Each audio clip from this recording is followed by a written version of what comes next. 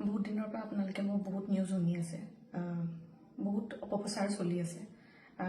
যি নিউজ বাজিছে তাৰ 10%ও সঁচা নহয়।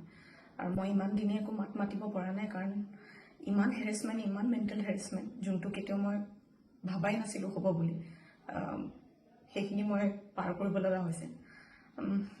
মেণ্টেলি প্ৰস্তুত নাছিলোঁ কোনো ধৰণৰ কথা ক'বলৈ বা কিবা ষ্টেটমেণ্ট দিবলৈ।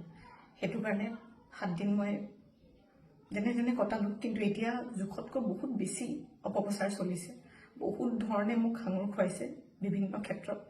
ন্যায়ালয়ে মোক দোষী কৰাৰ আগতে নিউজ মিডিয়াই মোক দোষী কৰি মোক এতিয়ালৈকে ফাঁচি দিছে। মোক অলৰেডি মই দোষী বুলি কথা কৈছে, আৰু বহুত ধৰণৰ নিউজ, বিভিন্ন ধৰণৰ নিউজ, য'ত মোৰ কেছটোৱে ট্ৰেডিঙৰ ওপৰত আছিলে, কিন্তু এতিয়া কেছটো অকল মোৰ ওপৰত হৈ গ'ল।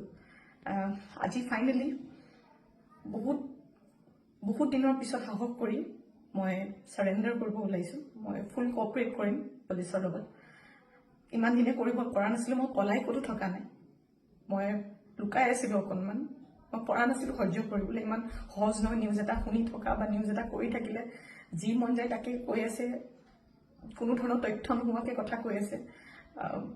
মই ভাবিছিলোঁ ইমানখিনি কেতিয়াও নিউজ মিডিয়াই নকৰে, ইমান তথ্য নথকাকৈ ইমান নিউজ নবজায়। কিন্তু আজি মিডিয়াৰ ফলত মই আজি দোষী। গোটেই মানুহৰ আগত মোৰ মান সন্মান, মোৰ মা দেউতা, মোৰ পৰিয়ালৰ গোটেইবোৰ উলংঘ হৈছে।